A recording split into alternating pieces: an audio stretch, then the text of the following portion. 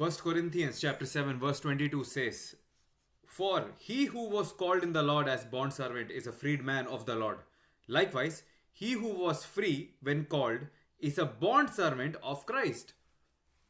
Now, if you see the contrast in these sentences, you'll see that so a person who was a bond servant, who was a servant, when called, he becomes a freedman. But if he was not free, he become but if he was free, he becomes a bond servant after being called. And I thought that this was really interesting because when you're free, right, when you're not thinking much about how to go about life properly, you're a free man, right? In the sense that you're free in the sense that what you're doing, you're not aware if it's holy or not.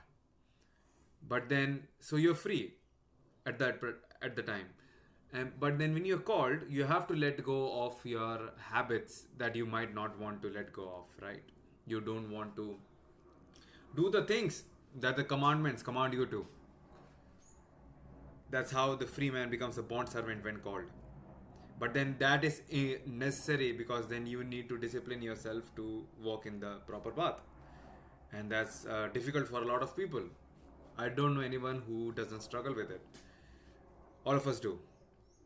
So that's how you become the bond servant because then now you have to act properly. But now he who was a bond servant becomes a free man. Well, what does this mean?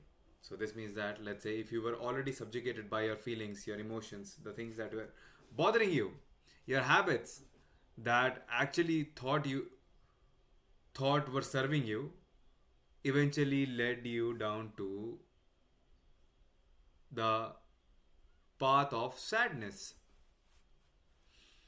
So you were a bond servant. You were a bond servant to sadness, all these negative feelings, anger, for no reason. But now, when you're called, you see the light at the end of the tunnel. You see the light, and now you become a free person. You become a free man. You become free of all those feelings and emotions and habits that were not contributing positively to your development.